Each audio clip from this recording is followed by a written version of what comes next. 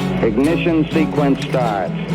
6, 5, 4, 3, 2, 1, 0. Liftoff. We have a liftoff.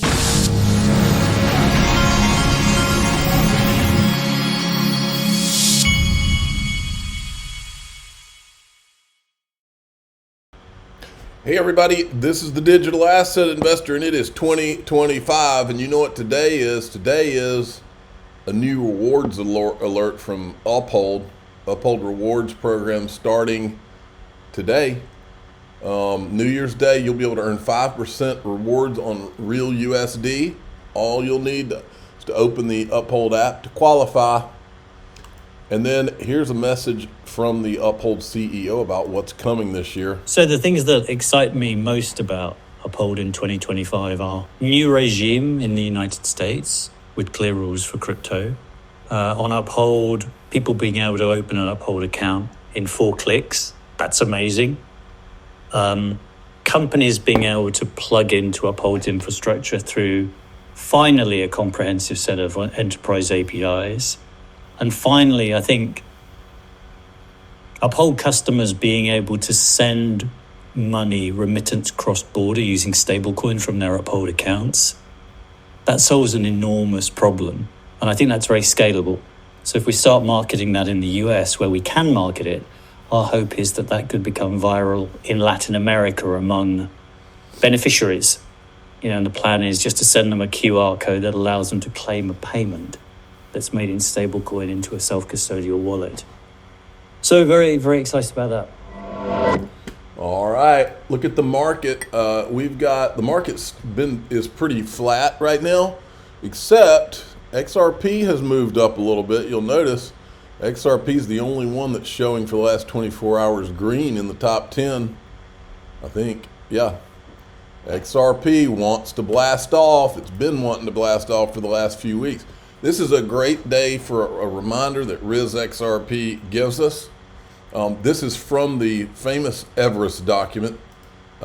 Says for 2025 to 2030, they have blockchains and distributed ledger solutions mature and all asset exchange networks become interoperable with the Interledger protocol. There's XRP, ledger, blockchains, DLTs, capital markets, trade finance, Internet of Things, payment platforms, marketplaces.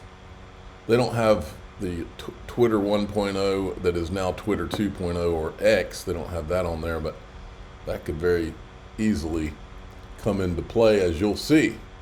Let me make sure of where I am here.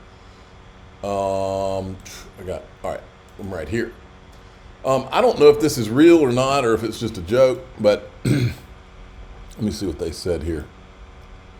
XRP holder Ripple Escrow unlocked with a message. I thought this was fake, but it seems real. The memo says January 20th is around the corner. Donald Trump will be in the White House, and we are going to make crypto great again. Now, and it shows, I saw a screenshot where it showed 500 million, I think, XRP on the move associated with this. But I don't know if this is real or fake. Doesn't matter. It's still funny. Here's a guy from Metaplanet CEO talking about whether Trump will do the Bitcoin strategic reserve. I'm slowly but surely seeing Bitcoin becoming a topic of discussion at the highest levels of government. Corporations around the world beginning to adopt it as a Bitcoin standard. In April, for us, that's when we decided that we wanted to adopt Bitcoin, and now all we want to do is accumulate more Bitcoin over time for our shareholders. And so 2024 will go down as the year where it all began. The year where it all began, and also sort of like Donald Trump following your footsteps, because now he's saying he's going to have a Bitcoin strategic reserve. Do you think that's actually going to happen? Absolutely. Being a non-American, perhaps I can say this definitively. I do think that the Bitcoin community in the U.S. helped elect the president. And so hopefully President Trump will do what he has said that he will, which is to make Bitcoin a strategic reserve. And then countries around the world will follow. Japan is one of those countries where they do look to the U.S. as sort of their big... Guess what's huge in Japan? One XRP. And follow in their footsteps. And so I think if President Trump does adopted as a strategic reserve, then Japan and many other countries in Asia will do the same. In a way, it's sort of like we're going to see the game theory play out in full circle. We're going to see, like, what countries would you say will follow the United States footprints? Good question. You said Japan? Yeah, I think Japan. I think a lot of the countries in Asia. I think a lot of the third world countries in particular that see, perhaps adopting Bitcoin will be a way to shore up their own currencies. It's going to be interesting to see. I mean, coming, out of the Dubai, Abu Dhabi conference, we got to hear from a lot of the, governments in the region, and I think it's definitely something that is a topic, and they are secretly buying kind of behind the scenes, and hopefully they will announce, quite soon. I think a lot of them are being deferent to the U.S. So after President Trump announces the strategic reserve, I think a lot of other countries will say, actually, we own Bitcoin as well.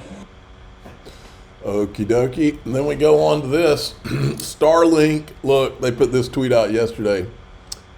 With a glimpse of the future, views from Starship entering Earth's atmosphere were made possible by Starlink. Soon Starship will launch our V3 Starlink satellites, which will add 60, whatever that is, of capacity to the network per launch, more than 20 times per Falcon 9 launch today. And I said, Elon Musk, you're going to need an intergalactic currency with that. Hashtag XRP, I forgot to put hashtag XLM.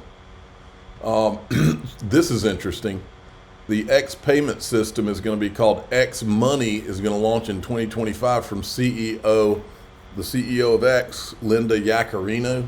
She's one of the people that Meta Lawman sent the letter to.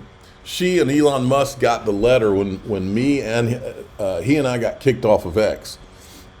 And he sent a letter to them and their chief counsel, and that's what got us back on X. Meta Lawman's the real deal. But anyway, Anthony Welfare, who used to work for Ripple, he's not there now, but he says XRP money, the only blockchain built for payments, fast, cheap, efficient payments. Elon Musk, he's copying them in there. If you think they don't know, folks. Now, speaking of Asia, look at Chris Larson. Cambodia just greenlit a new law for stablecoin, certain crypto assets, but it's interesting to note that Bitcoin and Ether are still illegal there. I bet XRP and RLUSD will have both regulatory clarity, though. And here's Chris Larson with the Prime Minister, and there he is sitting at the table with all of them. Wonder how you get in a room like that. And here he is again.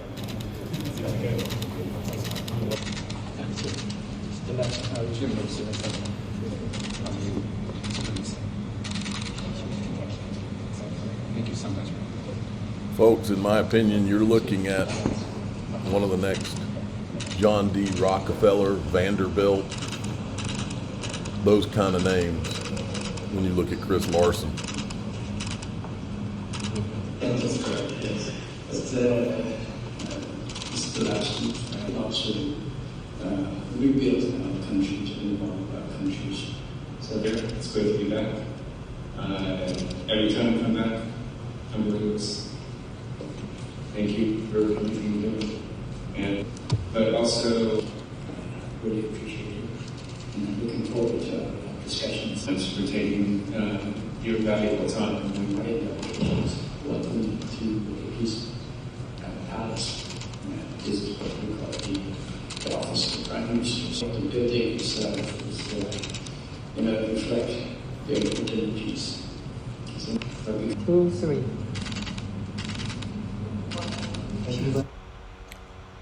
Okay, then we got this. Check this out.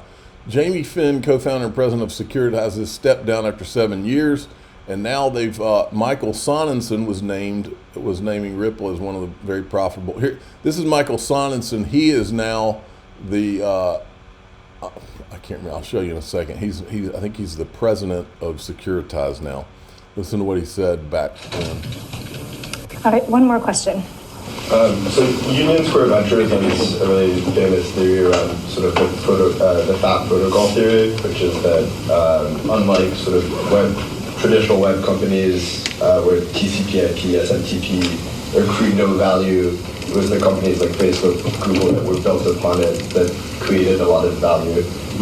What is your view of that in the crypto world? Do you think that, is it the Bitcoin protocol, the Ethereum protocol that's going to accrue all the value, or is it sort of the Coinbases and the other applications that are getting built upon it? Yeah, it's a great question. So I think there's zero doubt that there will be some very profitable, very... Zero doubt. Interesting choice of words.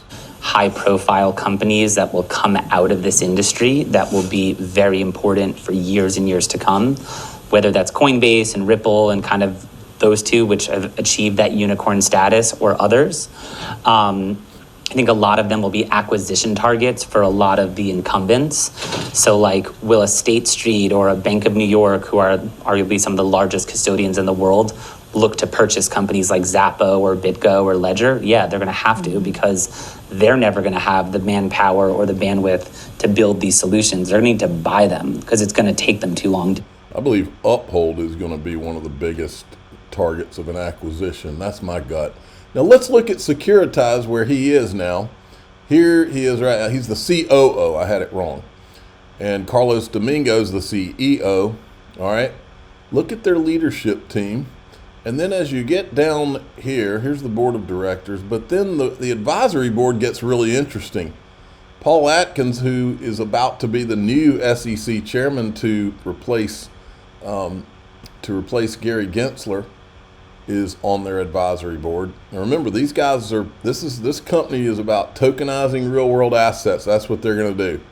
So Paul Atkins is on their advisory board. There's Matthew Lemurl from Link2. He was on the Link2 board. I don't know if he still is, but he was. And then over here you have James Wallace of Ripple, VP of Central Bank Engagements. Just happens to be on the advisory board. All right, I'm not going to go through this whole tweet, but 4 years ago today is when John Deaton, after the SEC filed the Ripple complaint, he filed a 98-page unique petition, writ of mandamus, along with memorandum of law and support, asking a federal court to order the chairman of the SEC to amend the SEC's complaint only to include allegations against Ripple, Brad Garlinghouse, and Chris Larson. So today was the day that started it all with John Deaton. So very interesting. Now, in DAIXRP.com, we're going to go over some of the craziest moments in crypto of 2024. And then we're going to show you some final 2025 price predictions and just predictions in general. I'm the digital asset investor. I'm not an investment advisor. This is for entertainment purposes only. Please subscribe, hit the like button, tell your friends and family. Away we go.